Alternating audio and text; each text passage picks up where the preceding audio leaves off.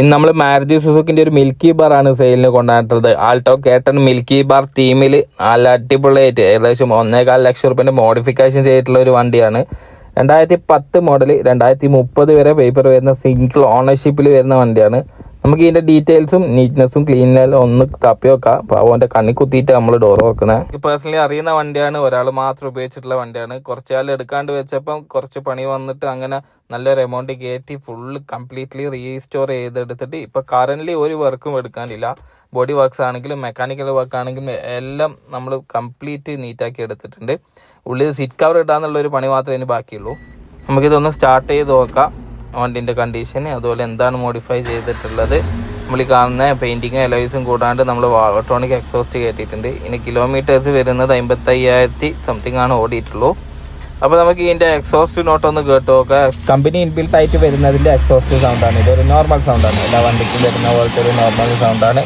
നമ്മൾ ഇതിന് അഡീഷണൽ ആയിട്ട് കയറ്റിയിട്ടുള്ളത് വാൾവട്രോണിക് എക്സോസ്റ്റ് ആണ്. അതിന് നമുക്ക് ഒന്ന് ഓൺ ആക്കി നോക്കാം. നോർമലി ഒരു ഓൺ ഓഫ് ബട്ടൺ ആണ് വരുന്നത്. അത് ഓൺ ആക്കിയാലും തന്നെ വണ്ടിന്റെ സൗണ്ട് നല്ല രീതിക്ക് മാറിയിട്ടുണ്ട്. ഇനി നമുക്കൊന്ന് ആക്സിലറേഷൻ കൊടുത്ത് നോക്കാം.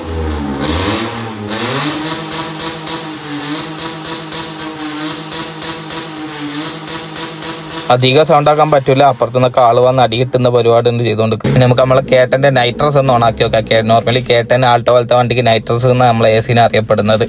അപ്പോൾ AC എല്ലാം പക്ക വർക്കിംഗ് ആണ്. AC ഓഫ് ആക്കിയിട്ടും ഓൺ ആക്കിയാലും ഒരേ പെർഫോമൻസ് തന്നെയാണ്, ലാഗൊന്നും ഇല്ല. അതുപോലെ തന്നെ ഇനി നമുക്ക് പുറത്തുനിന്ന് സൗണ്ട് കേൾക്കുമെന്ന് നോക്കാം. ഗ്ലാസ് അടച്ചു കഴിഞ്ഞാൽ, ഡോറൊക്കെ ക്ലോസ് ചെയ്ത് കഴിഞ്ഞാലും അത്യാവശ്യം നല്ലൊരു സൗണ്ട് ഉണ്ട്. അപ്പൊ നോർമലായിട്ട് നമ്മൾ റൺ ചെയ്യുന്ന സമയത്ത് ഓഫാക്കി വെക്കുന്നതായിരിക്കും ഏറ്റവും ബെറ്റർ.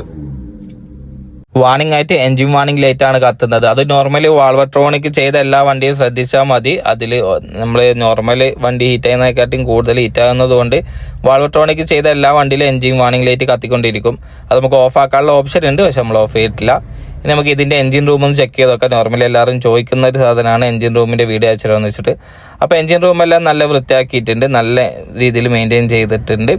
അതുപോലെ തന്നെ കറന്റ് മെക്കാനിക് വർക്കുകളൊന്നും എടുക്കാനില്ല. ഇപ്പം എല്ലാ വർക്കുകളും എടുത്ത് ഇറക്കിയ വണ്ടിയാണ്. അതുകൊണ്ട് തന്നെ നമുക്കിപ്പോൾ എടുത്ത് കഴിഞ്ഞാൽ ആകെ ഇതിൽ ചെയ്യാനുള്ള പണി എന്ന് പറഞ്ഞാൽ സീറ്റ് കവർ ഇടുക എന്നുള്ളത് മാത്രമാണ്.